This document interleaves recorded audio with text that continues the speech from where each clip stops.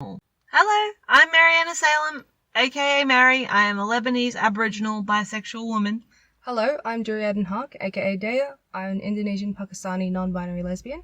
We are two writers who love movies, television, books, especially when they're gay.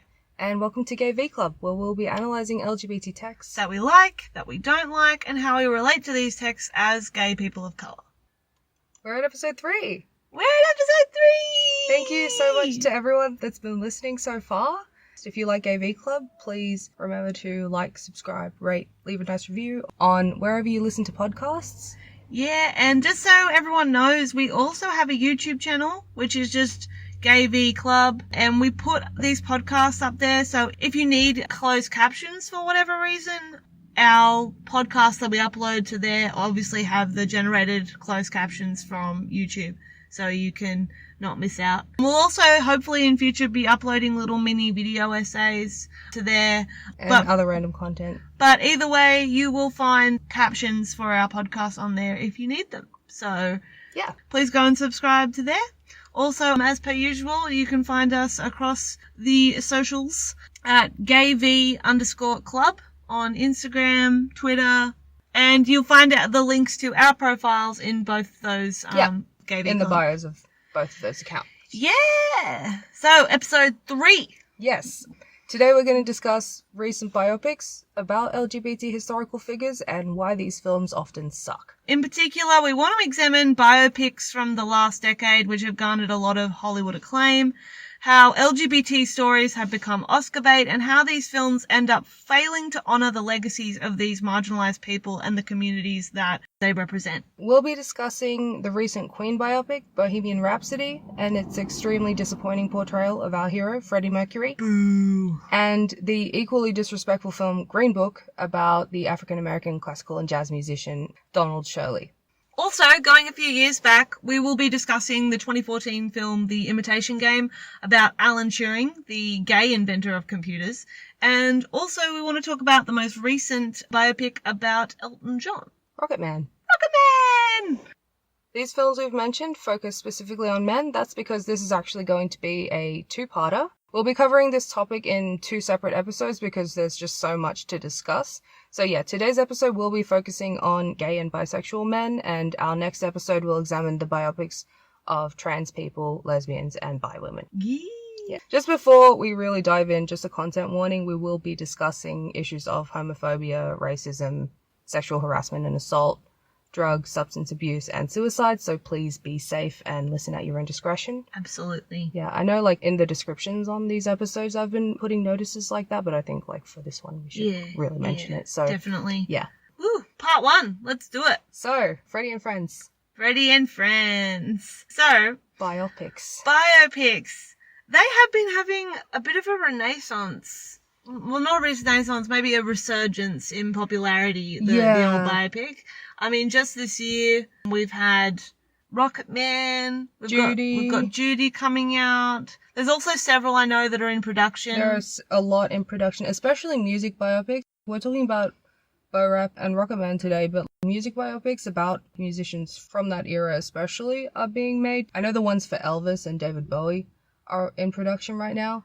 And basically, I feel like it's almost definitely because these musicians have, like, existing fan bases, mostly from, like, boomer audiences, who are, like, almost guaranteed to spend their money to watch these films. Yeah. For the nostalgia. It's funny, I also think about it in terms of, like, the latest trend is to reboot things and revamp things and make sequels, mostly because it has, like, a dependable fan base already.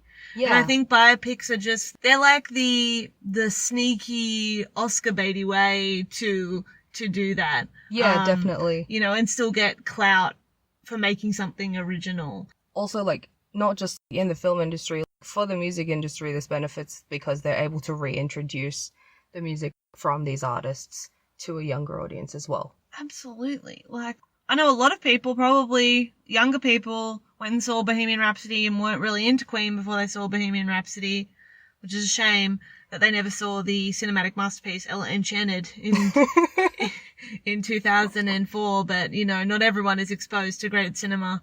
I think biopics in general are just a really tired format, though. That's the issue with them. Like, there's so many made, and a lot of them end up being the same, you know? So biopics are supposed to show us the life of a person, but probably the biggest flaw in the current biopic format is its refusal to accept, like, the messy nature of life, you know?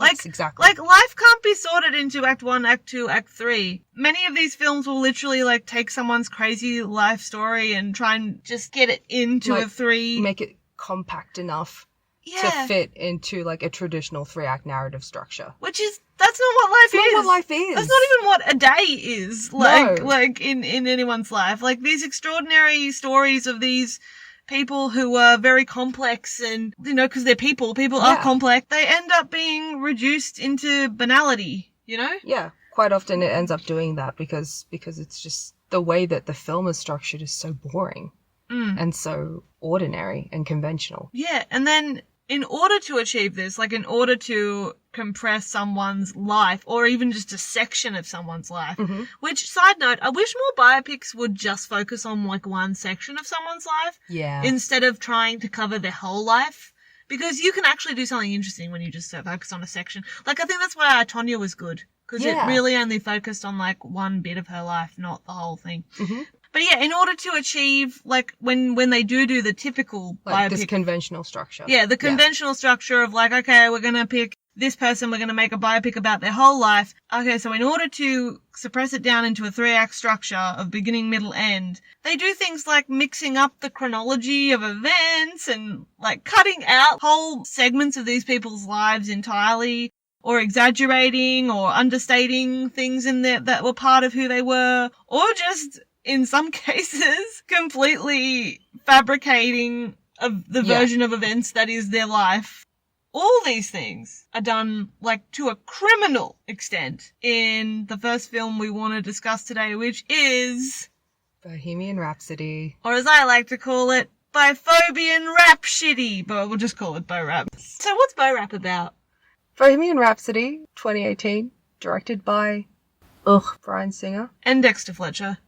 It is a movie about the career, like the rise of British rock band Queen, with a focus on their lead singer, Freddie Mercury, who is a bisexual Parsi Indian man. And yeah, I feel like from the start, we knew this was a doomed project because of the fact that it was Bryan Singer directing it. I think also you heard a lot about the issues with production as well. Like, we knew the production of the film. They were trying to make it for a very long time. Yeah, they were. The surviving members of Queen were trying to make it for a very long time. I think the fact that Sacha Baron Cohen, of all people, was on the table to play Freddie Mercury, like, should tell you just how much they didn't give a fuck about who Freddie was and his identity. But of course, Freddie was not played by Sacha Baron Cohen. Freddie was played by Rami Malek. Rami, who we previously loved, but he said some very questionable, very disappointing things throughout his award season campaign. Like defending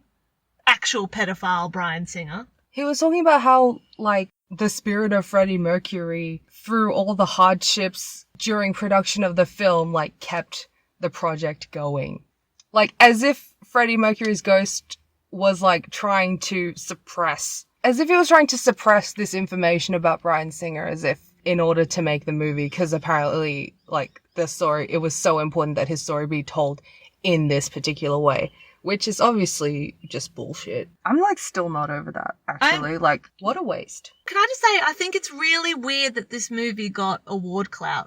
Because, absolutely. Because even though despite the shitstorm that was happening in Hollywood at the time. Yeah. And the fact that it wasn't even a very good movie. Yeah. The only thing I knew going in was that they had been production trouble. I didn't know about Bryan Singer. I knew that Dexter Fletcher had picked up the slack in the last few weeks of production. I knew that. That was about the only thing I knew going in. So I was sort of like, oh, maybe that'll show. Like, the first time I saw it, I had a lot of fun. That's because they use Queen music, which is just so good. I didn't feel that this movie was actually trying to win an Oscar. I felt like it was just sort of like a Netflix original, like a Netflix like the general run-of-the-mill, like, oh yeah, let's reintroduce our music to younger generations and also get the boomer audiences in seats. Yeah, like, and I didn't... to relive the nostalgia of their youth, you know? Yeah, and I didn't think when I came out of that movie, even though I thought, oh yeah, Rami's performance was good, like, I didn't think, oh yeah, they're gonna totally, like, put him up for an Oscar for this, and I didn't think, like, this is gonna be an Oscar award-winning film. I really didn't think that. I was just like, this is just your typical run-of-the-mill, middle-of-the-road biopic. It's fun. It's just a blockbuster. Yeah, you know, but no, I am still dismayed to this day that this movie was submitted. That it even had the whole campaign. Yeah, and not only was it won so much. I was at your house that day, and we watched the Golden Globes together. That's right. And, like, I didn't even realize that it had been nominated for Best Picture Drama. Neither had I. We were both shook. We were both like, what the fuck? It was crazy. Let's talk about what's actually in this movie. So, Freddie Mercury was a bisexual icon, and the biopic that came out last year by Bohemian Rhapsody, or Bo Rap, went to the trouble of actually using that word to identify him. There is literally a scene where Freddie Mercury says, I'm bisexual. He said the B word. He said the B word. But the film's respect for Freddie's sexuality started and stopped there. Yep. The rest of the film, almost systematically, and I really felt this, sought to demonize Freddie's attraction to men, framing Freddie's casual relationships with men as acts of deviance leading to his corruption. This was quite frustrating to me even when I was watching it for the first time. I was like, this movie is almost split in half. Yeah. Like the first half is Freddie's happy heterosexual life, you know, or heterosexual adjacent life, you know, not to perpetuate the idea that he's heterosexual. Yeah. But yeah, his heterosexual adjacent life is the first half when he's with Mary. And the second half is his deviant gay life when he's no longer with a woman and no longer in that heterosexual adjacent life. So by comparison, in the first half of the movie, his relationship with Mary Austin is framed as key to his rise to success in the film's first act, and even goes so far as painting her as Freddie's savior from the film's main antagonist, which of course is Freddie's boyfriend and manager, Paul Pretner. The fact that Paul Prenter is really the only man that we see Freddie have a quote-unquote relationship with. On screen in the film. On screen, like a proper...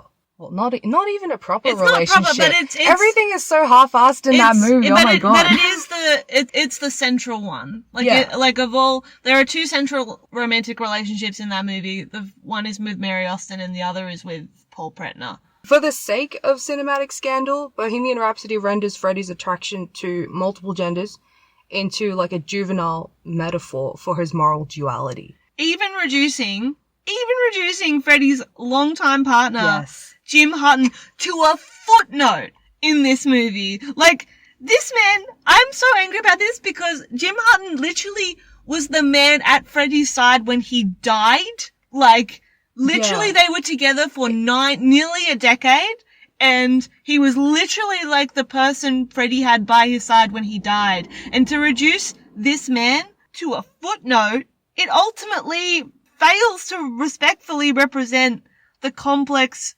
struggles of one of music's most loved by men of color. Like, because it can't help but literally split this movie in half and literally make Freddie's bisexuality into a, like, moral analogy.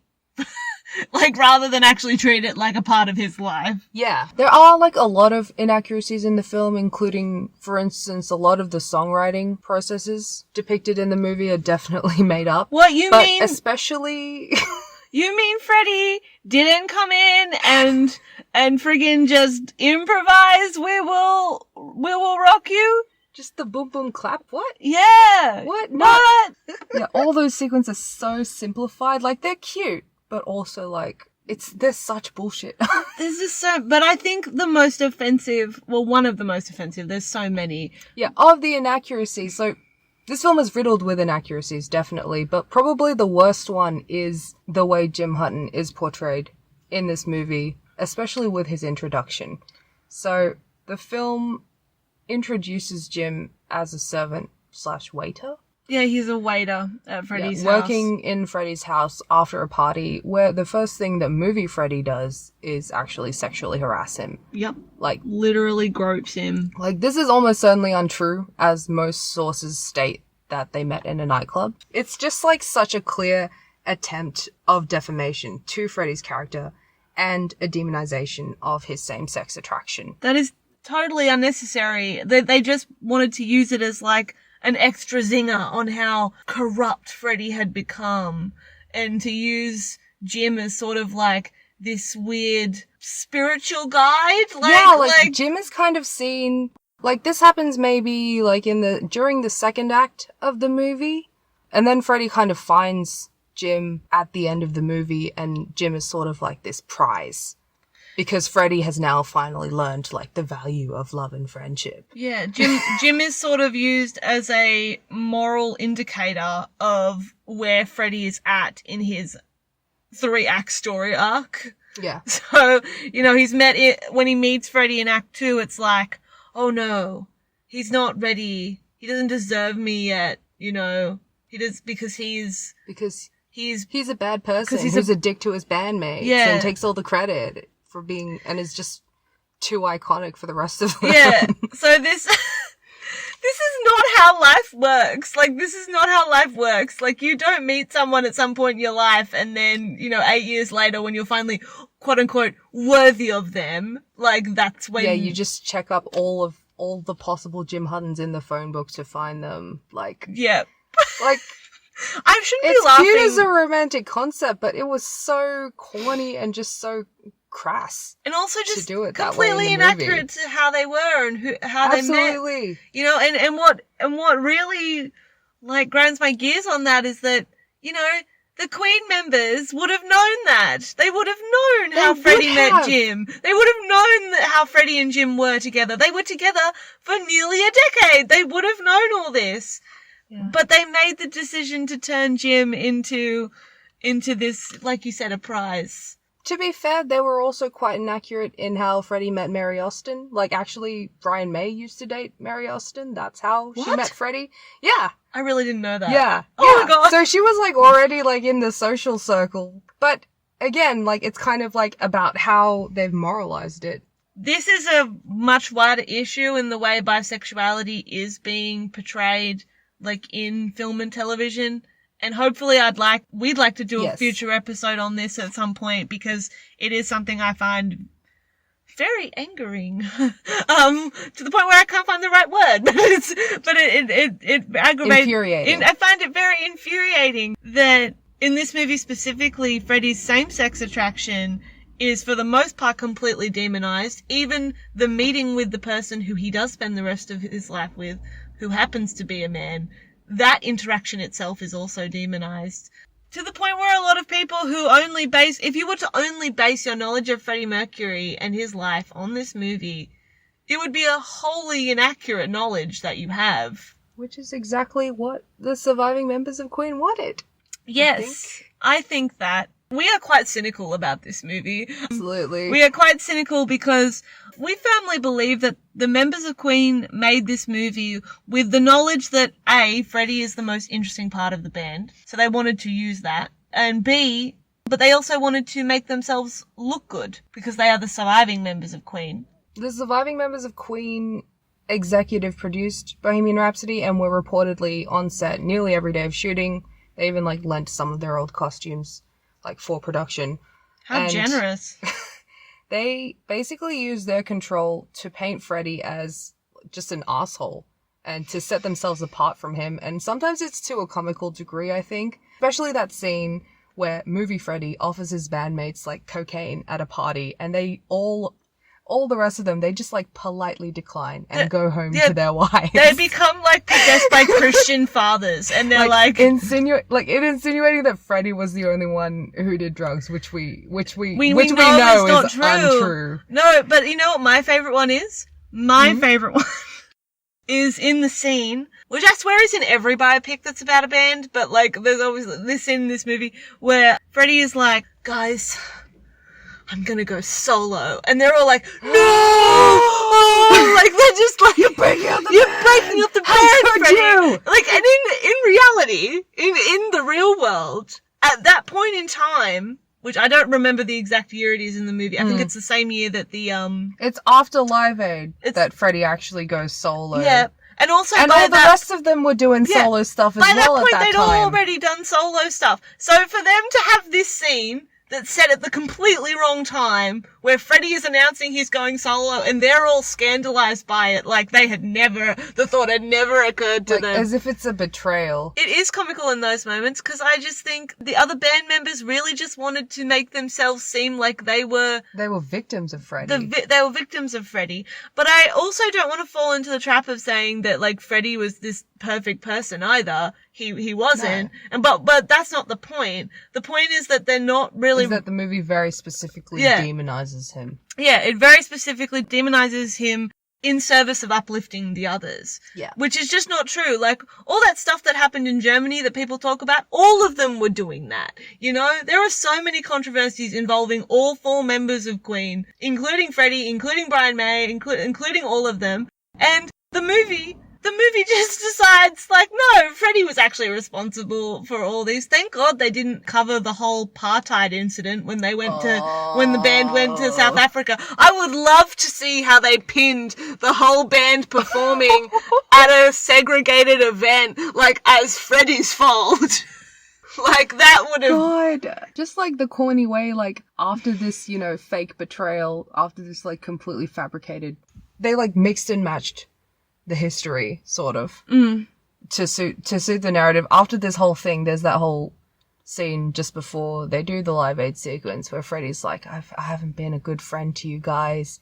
I've learned the value of love and friendship now. I was a dick. You guys were right the whole time. You guys deserve as much credit as I do. Imagine, like, putting those words into your dead friend's mouth. I think this is the most upsetting thing for me, is, like, they wouldn't have done this if Freddie was alive. And one thing I watched, after I saw Bohemian Rhapsody, of course, like everyone else, I was in a bit of a Queen mood, as everyone else was when the movie came out. I unearthed all these documentaries.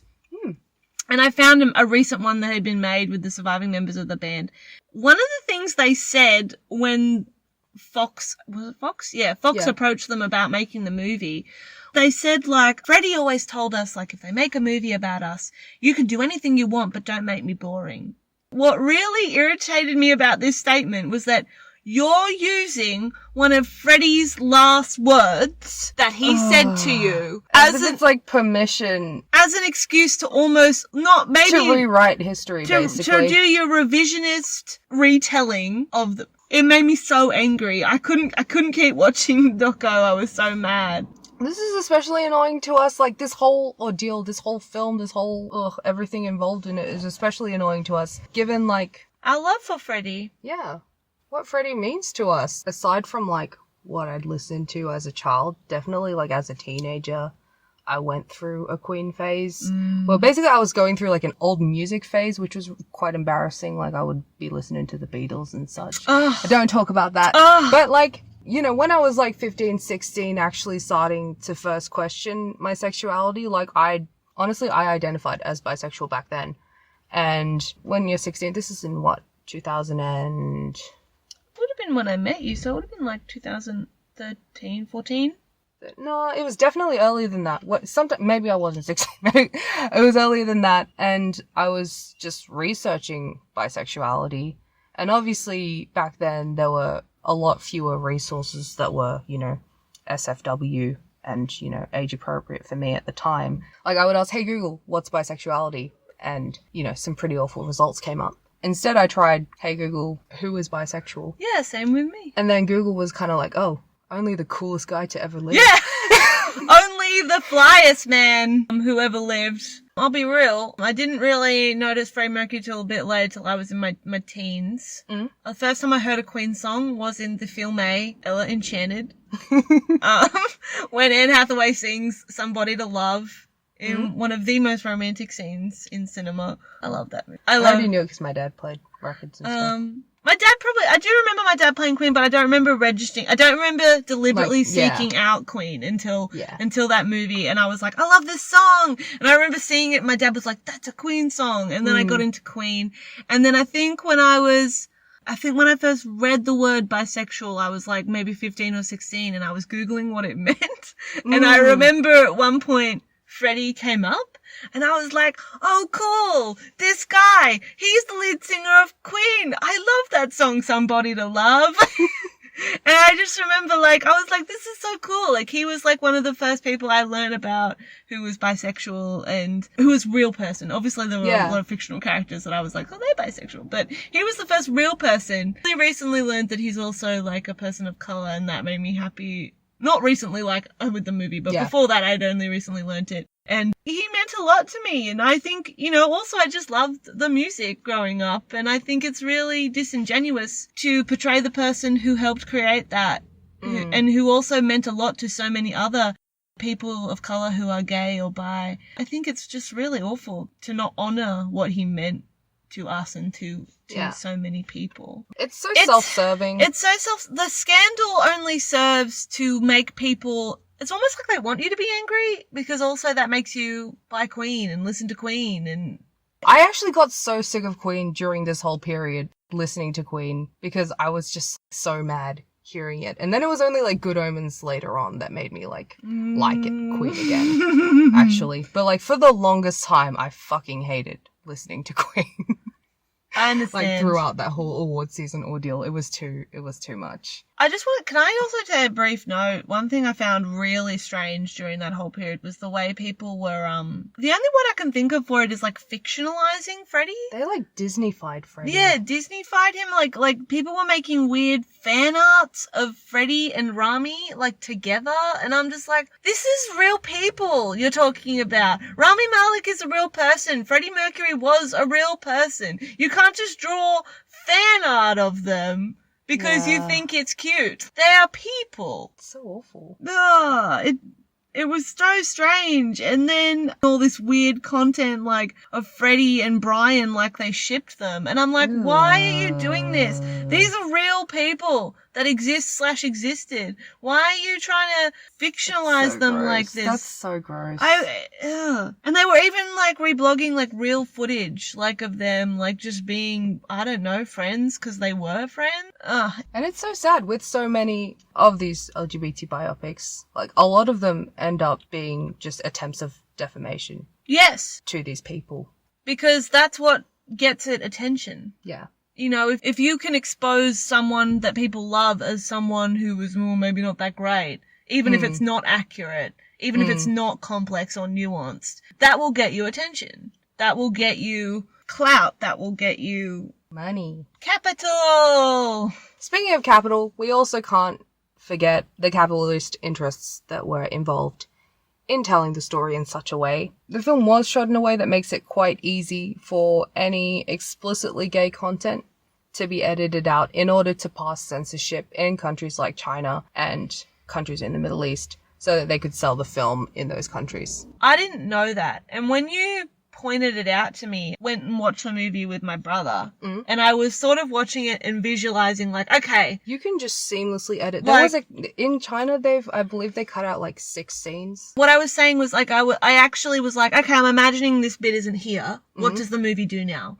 And it really shook me to realize that nothing changes. Not only did they spend the whole movie demonizing Freddie's sexuality, but they made it inconsequential in a way that is easily dismissed.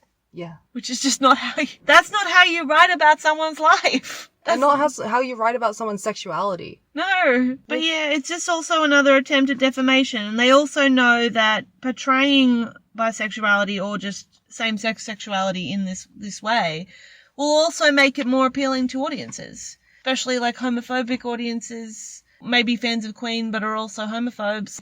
It makes them more comfortable to know that, oh, well, Freddie's same-sex relationships, we know they were. Oh, well, Freddie was an asshole. Yeah, Freddie was an asshole, or his relationships were corrupt and bad, or, you know, it makes them feel better about liking him. About liking Queen. About liking Queen. It makes them feel better about the systems that they helped keep in place that would oppress people like Freddie. It makes them feel better about their homophobia because they can say, well, Freddie was an asshole, so he deserved. And that's, okay, can I just mention this last thing? Yeah, sure. The way that Freddie's AIDS is dealt with in that movie, I don't think we can not talk about this. First of all, in terms of inaccuracy, Freddie didn't get his diagnosis till like 5 years after Live Aid.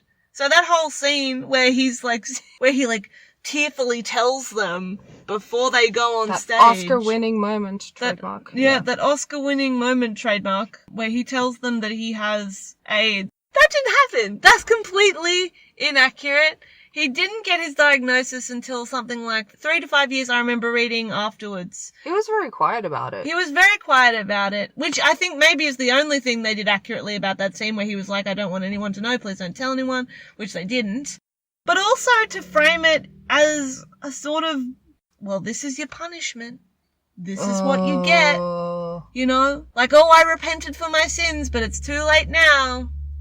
And also framing it like that's the reason why he went and apologized. He didn't actually want to apologize to the members of Queen. It was just because he was dying. It's horrible to use that disease in that way. I can't even talk coherently about it because it makes me so angry. I think that, of all the things in the movie, right, most of the stuff in the movie you can pass off like they really didn't care about Freddie, like fine. But I think in the way that was portrayed really shows they had no concern of how that would look to the LGBT community, especially older members of the community who would still remember that. To portray it in that way as this, like, moral comeuppance. It's just wrong. It's disgusting. It's disgusting. It's disgusting. So... yeah, fuck Bohemian Rhapsody. Yeah, Bohemian Rhapsody, I think it's the worst example of a biopic. You know, and I feel like I wouldn't have been as mad about Bohemian Rhapsody if it hadn't gotten the clout that it got. If it hadn't gotten all these awards. It would still be awful. It would still be awful, but at least no one would care about it. Yeah. You know, like, but because it was heralded as this great movie, because I really hate that it's technically the highest grossing LGBT film. It's what? LGBT, I say in, like, really exaggerated air quotes. That's the worst sentence I've ever heard. It actually is. The next film we wish to talk about is The Imitation Game. Alan Turing is played by Benedict Cumberbatch. It also features Keira Knightley as Joan Clark. If you haven't seen the film or you don't remember it because it is pretty forgettable, the film is set during World War II, where the newly formed British intelligence agency hires Cambridge alumni, basically just Cambridge mathematicians, to help break Nazi codes, including Enigma, which was their main coding thing that they had. It's actually very interesting if you ever want to look up all this history. It's actually quite crazy. They really do estimate that the work that Turing did with his colleagues, the war wouldn't have been won unless they had done it, unless they cracked the codes. This movie also covers Turing's life and aspects of his life, which include, of course, the fact that he was gay. Does the movie really cover the fact that he was gay, though? It acknowledges it. It deals with it in certain scenes. Unfortunately, I do watch this film semi-regularly because it's one of my brother's favourite movies. So it's on in my house semi-regularly. And one thing I do notice now that I'm a bit older and have a bit more media literacy is the way this film portrays Turing's same gender attraction as an obstacle that he had to overcome to achieve what he had contributed to what he's contributed to the world. So it's like the film is almost saying, you know, he achieved all of this, he did all of this despite being gay, you know, despite the fact. And it's interesting that they almost frame it like it's on him. Like, this is your fault, you know, whereas, you know, Alan Turing would have still done all those things. Yeah. And in fact, the reason it's an obstacle, the reason him being gay is an obstacle is because the same institution that applauds him for what he's done was also the institution that sentenced him to chemical castration. Yep. And not just him, but like so many other gay men. From that period. Maybe the one good thing about this film is that was drawn attention to by people who worked on the film, not just Benedict, but wasn't others. it like at the time the film was released, the government had decided to, like, you know, posthumously pardon? Yes, but there were hundreds of other men that actually haven't been pardoned. Like, he's been pardoned, but there are hundreds of other men that weren't. Yeah, just the ones that are kind of, you know, noteworthy. Just the ones that contributed something, which I think is a very toxic thing to say. It's like, it's like a very harmful thing to say, like, we'll forgive you for being gay. 100 years after, like not 100 years, but like, you know. Like, after we killed you. After we've killed you, but only if we can look at your contributions and go, I suppose he basically invented modern computers. I suppose we can forgive him for being gay. It's so awful. The film itself has, I feel like, especially in regards to Alan Turing's characterization in the film, as if casting Benedict Cumberbatch wasn't homophobic enough. I think especially like that casting comes into play in the decision of how they characterized him, because at the time, Benedict Cumberbatch was known for playing that kind of extremely rude asshole character. Intelligent asshole character. Yeah, the intelligent asshole who was still useful to people. Like, people still had to put up with him no matter how awful he was to them. Which I think, again, brings us back to the way that these biopics, they're a form of defamation on these people's characters. But they're also a form of going like, hey, we hated this person, but at least they did this, you know? And in that process, they're usually demonizing aspects of their life in a very bigoted way. One of the things I want to talk about that Benedict said was he was like, oh, you don't have to see Alan Turing like be with men in this film to understand that he's gay. Like, he was specifically bragging about the fact that this film didn't show Alan being with men as, like, a highlight, like, as something progressive. Because, you know... Like, just in case you're a homophobe, you can still watch this movie and not feel sick. But also framing it as, like, something like, we should be grateful as gays that this movie does not show Alan Turing in a relationship with a man.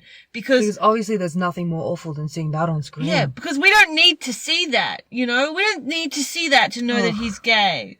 But I think one of the biggest problems with the Imitation Game, which is also a problem we have with a lot of these biopics, is that most of the subjects of these biopics, so Alan Turing, for example, and Freddie Mercury, who I just realized as we're talking, they both died as direct, negligence of these systems to help, specifically them because they were gay, you know? I mean, Alan Turing's a bit more extreme. Yes. They literally killed him with the chemical castration, which was proven to, even if he hadn't committed suicide, like, a lot of people died from that treatment anyway. You know, and of course Freddie had AIDS, which they weren't willing to do anything about back then.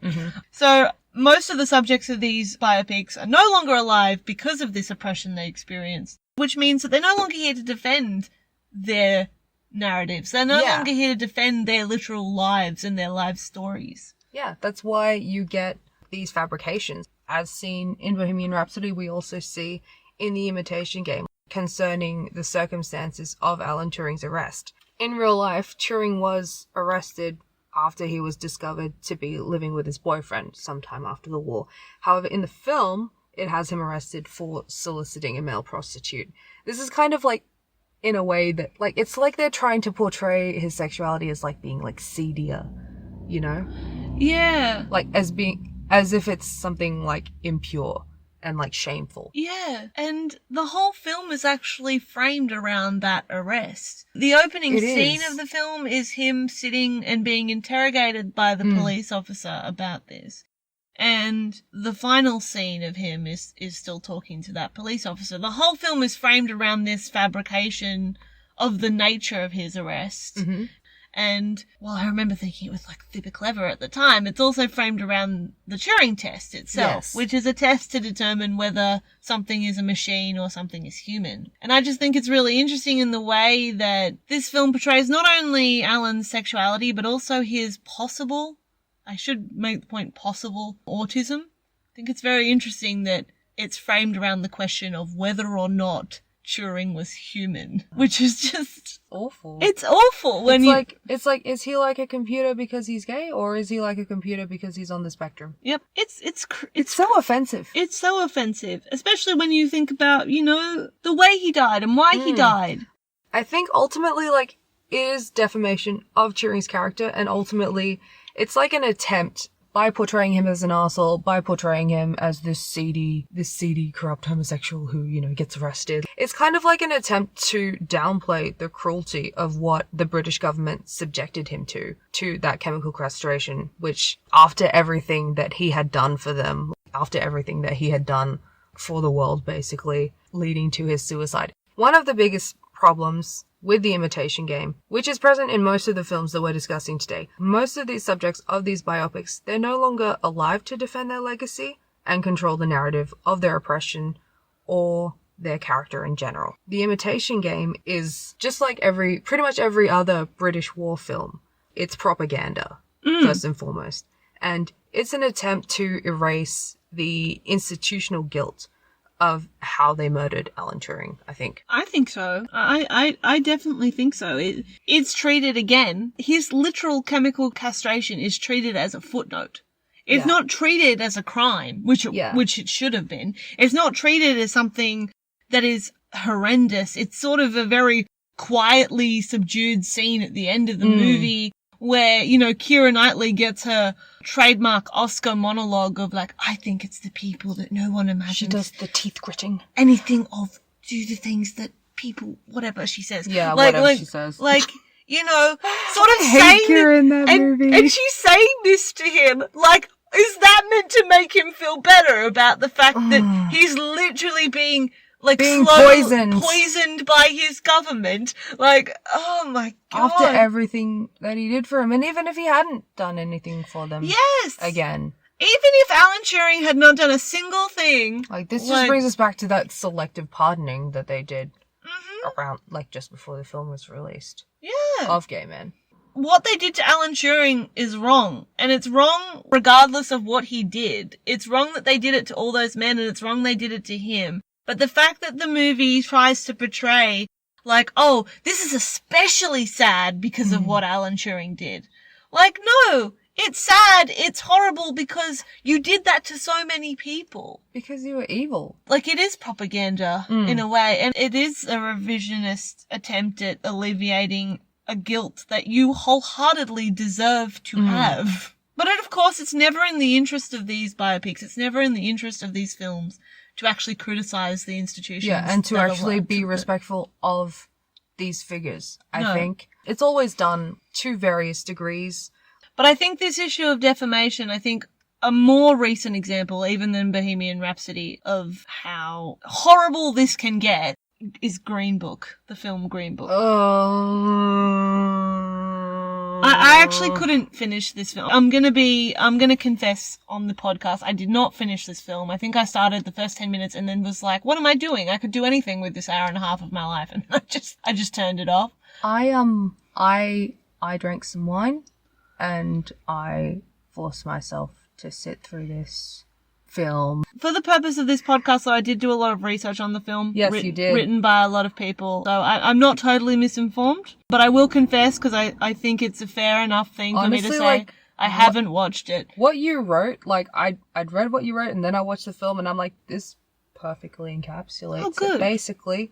So, yeah, let's move on. Let's move on to Green Book. The issue of narrative control in LGBT biopics is demonstrated possibly at its most monstrous in Green Book, which was this year's Best Picture winner at the Oscars. Oh, I still can't believe that happened. Green Book centered on the apparent, quote-unquote, friendship between Italian driver Tony Vallelonga, played by Viggo Mortensen, and Black classical and jazz musician Donald Shirley, portrayed by Mahershala Ali. He was the only thing that made watching that film bearable. Like, he just looks so good, as he always does. And, like, admittedly, I do quite like the costuming in that movie. I'll give it that. But everything, like, at what cost? Yeah. At what cost? At what cost? By all accounts, Dr. Shirley was open about his sexuality as a black man in the 60s could be. Yet, the film rarely deals with this part of identity. Like, from my research, like, I really couldn't find much about it. Instead, it seems to only favour it as a brief tool to further bolster Tony, his role as Shirley's white saviour in the film. In a scene in the film, Dr. Shirley is arrested at a YMCA for being with a man. Tony pays off the officers to release him, and the rest of the film is spent not bringing up his sexuality. So it's only brought up, as far as I could tell, in this one scene. It's not even brought up, to be fair. Like, the rest of the film is spent not bringing up his sexuality, his relationship to it, or even what it was like to be a gay or bi black man in the 1960s, because... Like, I knew that this scene was going to come up, but the scene itself, like, actually shocked me in how awful it actually was. It acknowledges his sexuality while casting it in an extremely shameful light. He's completely humiliated. He is naked and handcuffed to the shower at the swimming pool. Oh, God. At the public school. Like, with another man. Like, he and another man, they're literally handcuffed to the wall while police officers are standing around him, like, kind of jeering. Oh my god.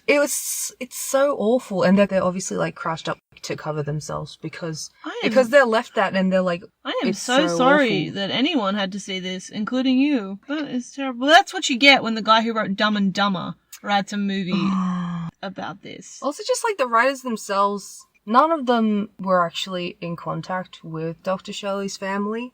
The worst thing in relation to narrative control is the fact that they erase his relationship to his family and his relationship to being black. Because there was no involvement from his family, from people who knew him, really. I don't think there are any even black people involved in the main production. Octavia Spencer was producing, but also, like, Peter Farrelly, who directed and was one of the writers on the movie, like, he would throw her under the bus for any, like, criticisms of racism that he happened to get throughout award season. The awful thing about this story is it's very much just about Viggo Mortensen's character, about Tony Vallelonga. Donald Shirley is literally in the back seat, but also figuratively. He's kind of like this one remarkable thing that happened in this driver's life. And for some reason, they decided to make a movie. I feel like, especially the irony of the filmmakers insisting that this film is a true story when there's actually a big scene, like, in the beginning of the movie where Tony explains that his nickname, Tony Lip, comes from being, like, the best bullshitter in New York. Like, you literally have a whole scene attesting to, like, what? To how much of a liar. Protagonist, to being a liar. To being an unreliable narrator. And then insist that this is a true, heartwarming story of, oh, you know, I opened my heart to black people after I, you know, spent some time with one. One thing that upset me was the way the film almost utilized the contested nature of the story, like, as a marketing strategy. Yes. And I can't count how many think pieces and out of context interviews I found from both parties that were put in the New York Times. From people who were, like, for or against. Yeah, it put in the Atlantic. Like, the fact that this story was inaccurate or was used as part of the campaign, it was literally used as something to bolster the film's status rather than something that maybe we should be questioning. I guess because the film doesn't really care about being legitimate. That's the biggest problem with all of these films, is that they don't care about being legitimate. And I think especially because none of the family members of Donald Shirley, plenty of them are still alive, and relatives who did know him while he was alive actually weren't even contacted. And when asked about this, like, the director and some of the crew members were told that they weren't even aware that these people were still alive.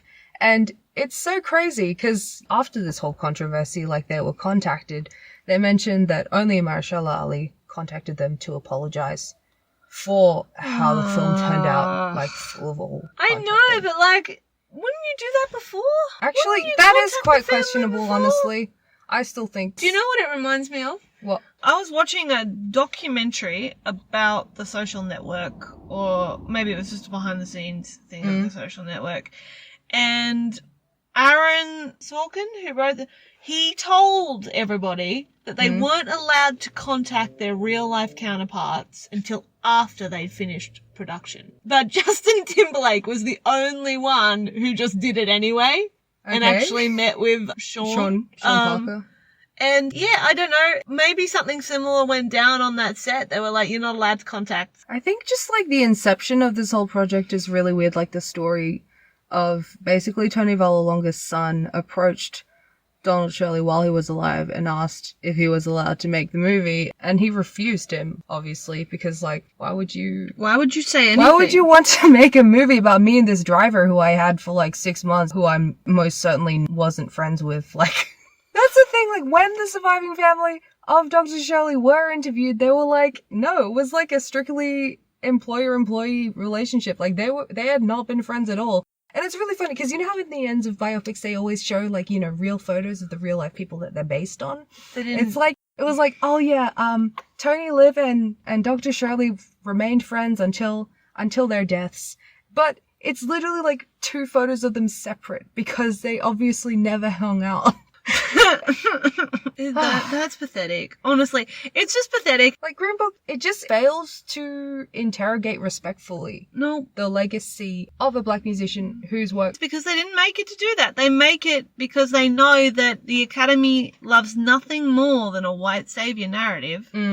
when it comes to what they're going to award. Like, obviously there's the controversy surrounding it, but the movie itself was quite safe. Like, it was such a safe pick. I understand kind of why they latched onto it. There's so many... Doesn't make it okay. No. Like, I feel like you could pick any historical figure of colour, right? And what they do is they're like, right, we want to make an Oscar award-winning picture about this person. And what they'll do is they'll go, right, I want you to find me something in their history where they had a significant relationship to either white society as a whole or like a white person. And despite the fact that this might only be like a small part of their life or not really like a huge thing of their life, we will make the movie about that because that's the only way that people are ever going to relate. Because we need to be able to see it through the white lens. Yeah. We cannot possibly show these people in a way that does not appeal to white sensibility or white fragility. That's, I think, what's most insidious about Green Book other than the complete omission of so his many sexuality, of his blackness, of his relationship to his family. And just each of these films treat their protagonist's identity as like a set of competing elements, like as if to represent one aspect of a marginalized person's identity is to solely focus on it, like to the detriment of all else, I think. Exactly. Like as if in exploration of the legacy of Donald Shirley, a white savior is key. Or in order to talk about Alan Turing's sexuality, we simply have to make it worth everyone's time by saying that, you know, he did all these things. Talking about Alan's sexuality is not worth it unless we are also talking about his contribution to science, his contribution to engineering. Wow, these biopics really need to get more intersectional. They really need people to realize that, you know, parts of our lives are not competing, they're interlocking, they're interweaving all the time. For that intersectionality, like to show what it's like to be LGBT, to be a person of color, to be, you know, of a certain class. Of a certain class, to have like certain conditions health-wise. It's treated as if someone who is, you know, against the norm in all of these like categories of life, I guess. Yeah. As if people treat to have someone so specific like that as if it's pandering, which is so stupid. Like, what? People are like, oh yeah, you can't make a movie about someone who is black, who is, you know, you can't make a movie gay or bi, who is, but also might be poor or also might be disabled. Like, you can't do all of those things. Like, yes, you can, because people like that exist. And like, it's like as if to portray people like that as if it's pandering to what exactly? No, it's a matter of the fact that it's not pandering to white people. It's not pandering to not just white people, but white, just cisgendered, to the norm. Neurotypical. Well, to the norm. Yeah, to the quote-unquote norm. Yeah. Now that we've gotten all our demons exercised, let's talk about a biopic that we do like. You really like Rocketman. I like it, but you really like Rocketman. I don't know. You have to admit it's better than Bohemian Rhapsody. It is, but that's not saying much, I think. No. But I still don't... Let's introduce Rocketman first and then we'll get into it, okay? So Rocketman is a film that came out this year. Again, something I really like about Rocketman is that it's clearly not gunning for an Oscar. Which I think you can speak to it a little bit better to its intentions. It wasn't there to appeal. And like the kind of audience that it was after. Yeah.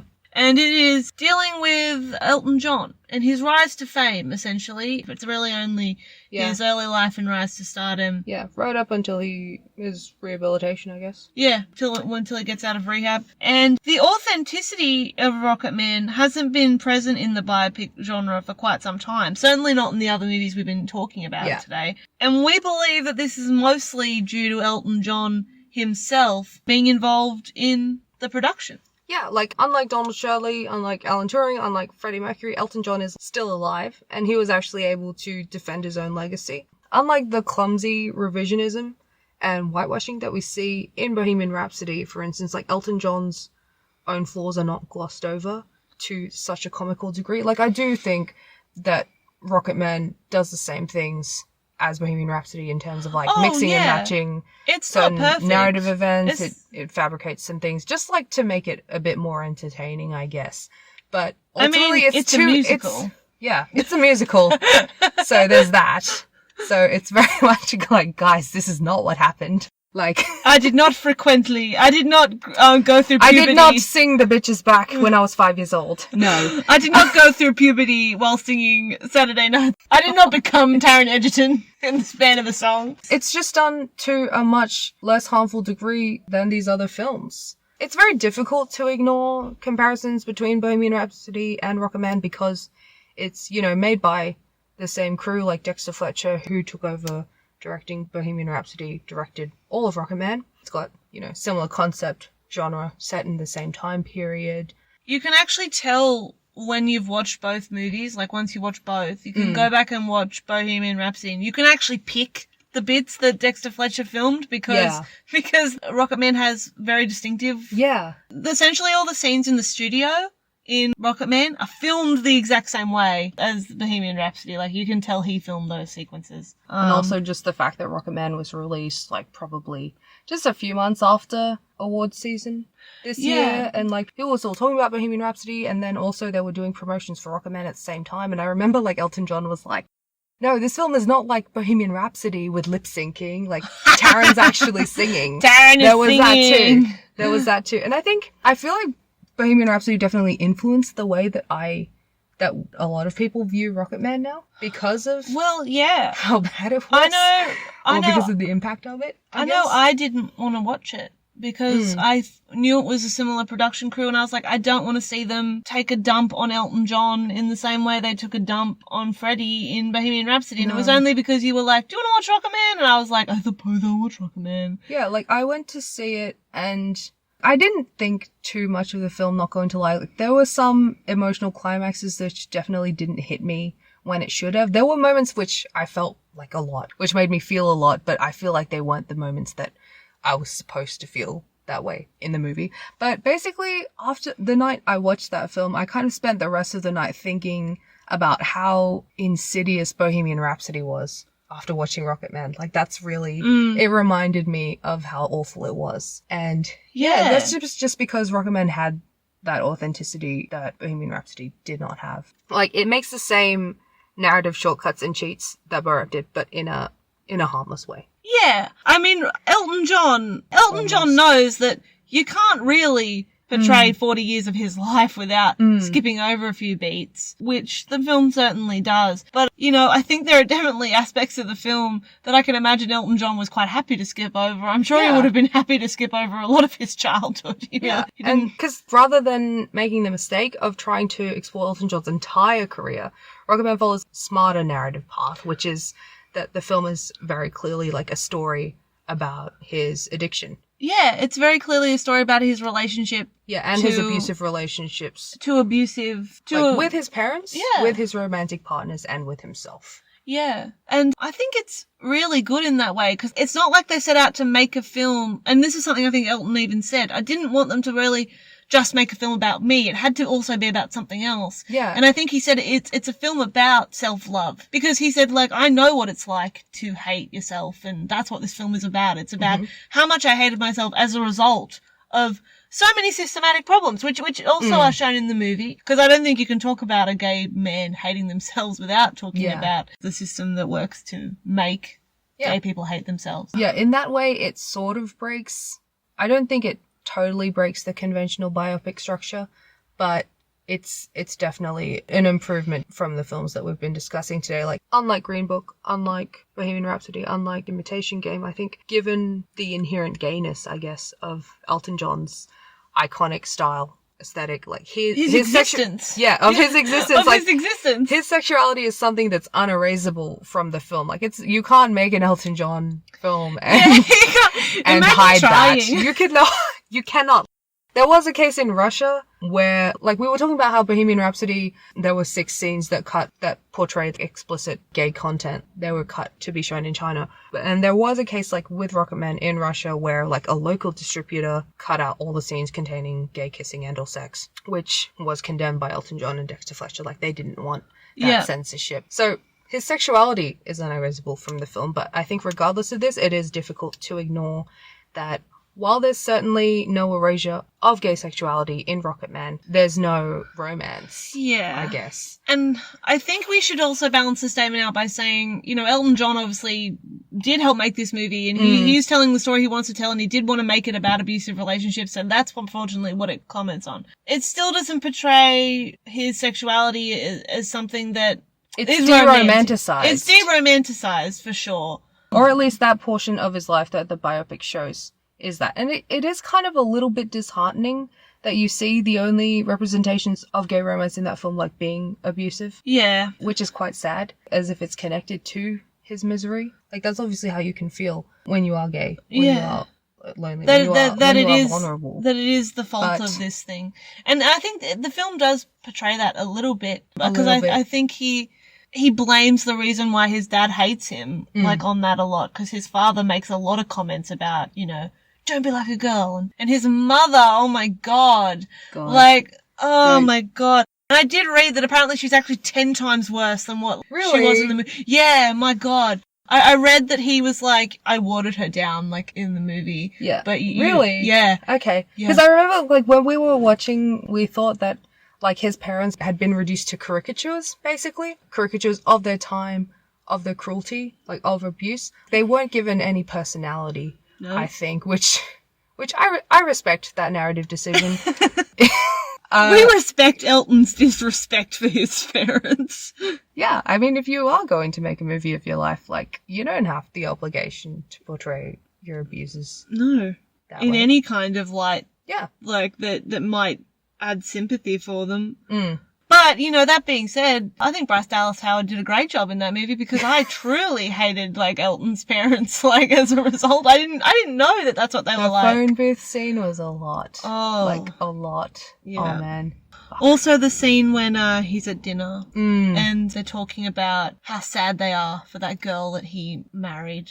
That scene, I think, also, I love the way that's handled in this movie. Like, the way he married her, and it's portrayed as, like, part of that, like, maybe this will make me happy. You know, like, maybe they're right, and maybe I should marry this woman, and maybe that's what I should do, and it just shows how incredibly unhappy, like, he is. He is, and also how unhappy he makes her, because obviously that's an awful way to look at someone, anyone of any gender, like, as if, like, oh, maybe you're the cure for this. He doesn't let himself off the hook for doesn't. That, which is good. He literally says after that scene, he's like, I shouldn't have done that, and Renata didn't deserve that. And it moves on. Like, there's no like, oh, but I was sad, and oh, but I was doing this. There's no excusing it. He's like, no, that shouldn't have happened, and it's horrible. Yeah. I do think one interesting thing about this movie, and I don't know, I was talking to someone about this the other day, the thing that frustrates me about Rocketman is that while it's dealing with addiction, it doesn't really explicitly talk about mental illness, which I think is quite odd, because I think it's definitely there, though. It's definitely there. Like, childhood trauma is definitely, like, a big thing. That's why he sees, like, his 5-year-old self kind of, like, as an apparition, you know? So, I don't think you have to, like, talk about mental illness in like, a kind of diagnostic, is that the word? That's not what I mean, though. I don't mean that they should clinically sit us down and say, you don't have to take, like, a clinical approach, but there is a way to do it organically where it's very obviously a mental health issue. Like, with his addiction, which was obviously, but addiction is usually a symptom or an extension of mental illness. It's not, it is a mental illness in itself, but it's also, like, it's usually connected to other things. It's not just part of on its own. And I think it makes a connection, but I guess I'm possibly only seeing that because I recognize it, like, in my life, in my own experiences. Yeah. So it's quite possible for people who are, you know, lucky enough to not know what that's like. They probably couldn't identify it, possibly. Yeah.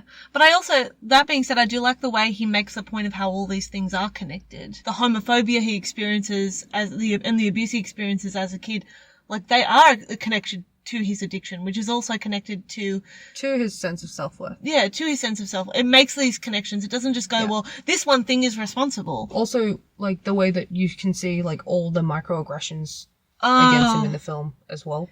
Yes. In Bohemian Rhapsody, there's this sense that you're not looking at Freddie from Freddie's point of view. You're looking at him from the outside. You're looking at him as they see him. Not really as Freddie was. Like some alien. Yeah, as like an alien. As a spectacle. Yeah. As a spectacle. You're looking at Freddie as a spectacle.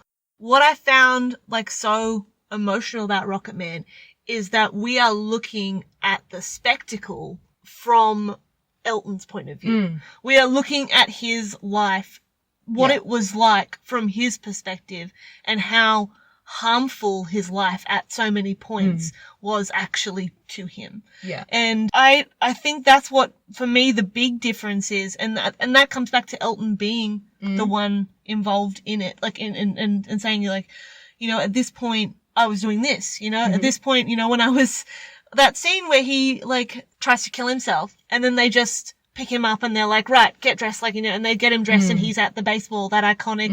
And it's the Rocketman sequence. The Rocketman. Where they sing Rocketman. Where they sing Rocketman.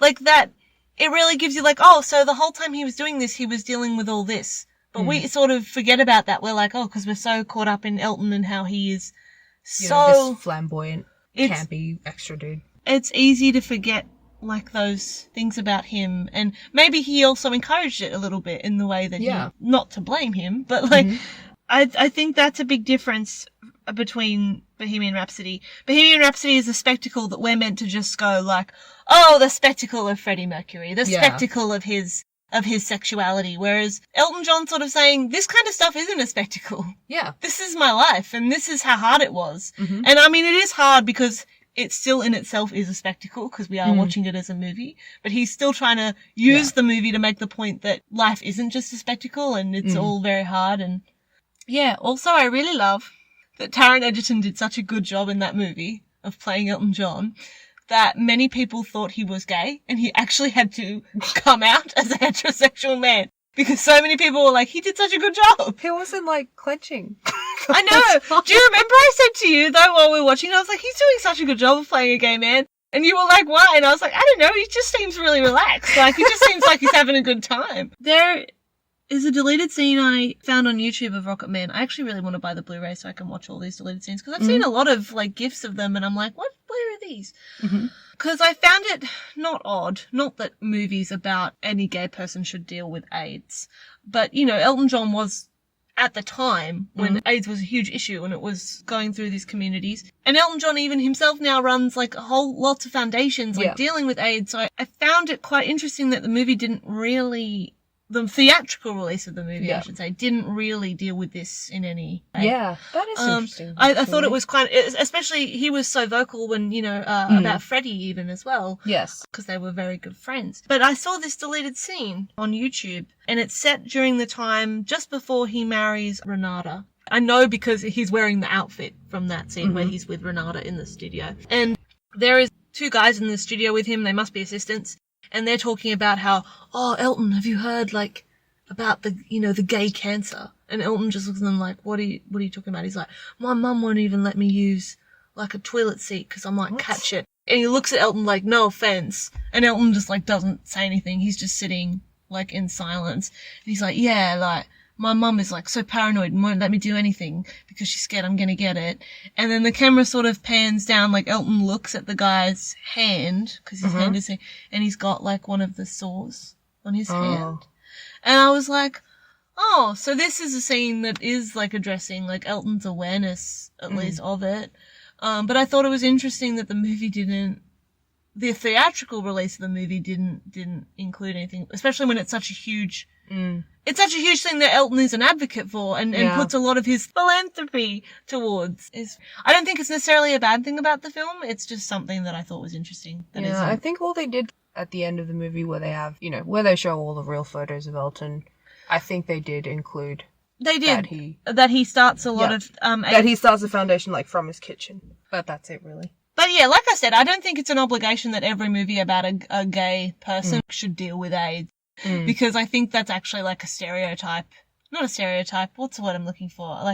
It's almost become like a weird staple. Like, you can't make a movie about a gay person unless AIDS is brought up at some point, you know? Also, I just want to talk about the meta queerness of having Jamie Bell in this movie. Yes. Of having Billy Elliot himself. Gay icon. In this movie. Playing Elton's best friend. Oh, man. No, I actually really love, like, okay, so we've kind of dissed it for not having any romance that's, like, not abusive in this movie. But I really like that the film kind of took the time to portray like a time in Elton's life where he was a bit in love with Bernie. And when he's singing, what's the song? Your Song. Your Song. Yeah, when he's singing Your Song in that scene when he's in the living room just like drafting it out on piano, and it's like he's singing it to Bernie, it's really sweet. I remember watching that scene and we kept being like, bro, my gift is my song, bro. Oh my god. And this one's for you, bro. But no, I think... Bro, how wonderful life is when you're in the world, bro. You got the most beautiful eyes I've ever seen, bro. My mum and I went on this weird thing a while back where we were still going through Taron Egerton's Instagram. Okay. Okay. My mum, I haven't heard this story yet. I showed my mum Rocketman and she loved it. And we were like going through Taron Egerton. She was going through Taron Egerton's Instagram and she was showing me like stuff that he'd uploaded. And at one point there was like a partial screenshot of an email that he'd received from Bernie, like the real Bernie. Oh. That was basically saying like how much when he watched Rocketman he like cried because it made him remember like him and Elton and how like happy they were and how wonderful that and magical that time was. And he was like thank you for portraying like our friendship like so beautifully. Aww. And I was just like, it made me really emotional. I was like, oh, that's so nice. That's probably like the most wholesome part of that movie. Yeah. That's the thing that kind of kept me happy, I guess, I think it's meant to, from though. stopping me from being, like, super depressed about how sad it all was, but I guess. I think it's meant to, though. Yeah, because he's kind of like his anchor. Yeah, and that's kind of how Elton probably felt. Yeah. Like Bernie is really the best thing probably was the best thing in his life for a while. Yeah. Which is so lovely. I just love how, like, Jamie Bell, like, in that scene when he leaves Elton at the party, he, like, kisses Elton on the cheek, and it just made me think of, like, in Billy Elliot, when Billy says goodbye to, is it Michael? Is his friend in there? I don't know. I forget. But the boy who's his best friend. Yeah. In Billy Elliot, when he says goodbye to his best friend and he kisses him on the cheek, I was like, I love this cinematic parallel of, like, of Jamie Bell just, like, playing characters who kisses his best friend on the cheek. It's just so nice. But Jamie Bell was just so, like, warm and lovely in that role. Like, I really felt like, oh, Jamie Bell. Bad wig aside. Yeah, bad wig is, oh, God. So many people were, like, trying to, like, writing posts about how hot he looked, but I was like, I can't see that because of the wig. But I do see that he's just, I felt like he was my best friend in that movie, you know, like, oh, Jamie Bell's my best friend too. Bernie is my best friend as well. I think, well, Rocketman, while not a perfect movie, is definitely probably the best example of an LGBT biopic that we've been able to discuss today in this episode. Obviously, the issue with LGBT biopics, probably to summarize, I guess, is the issue of the current conventional biopic structure as a whole, the lack of respect, not contacting the people involved or the family of the people involved, the fact that LGBT people don't, like, very rarely get to actually control their own narratives about how their lives are portrayed. In one of my classes, we read about this concept of filmmaking, like, as community, like filmmaking as a communal act. Yeah. And I believe that's a very, like, people should approach films that way. Like, like, when they're making a film. Like, you're not just making a film, you are making something that will be part of, like, a larger narrative. You're making something that will be part of something larger in terms of, like, communities, in terms of thoughts and ideologies. And it's this whole idea that when you, like, even if you're making a film about a person, you're not only making it about that person, you're making it about their family, you're making it about their friends. You're making it about their community. Yeah, and their communities and who they mean things to. Yeah. And I think with Rocketman, the big difference we can see is that the people who made this film, Elton John, they knew that going in. Like, they knew we're making a movie that is about a community of people that extends far beyond what we can actually imagine. So what we should do to the best of our ability is write something that is respectful to the individuals in the story, as well as respectful as it can be, while also telling a version of the truth that we can put into our movie. Yeah, because the thing is, like, with Bohemian Rhapsody, with Imitation Game, with Green Book, they failed to uphold the legacy of their subjects.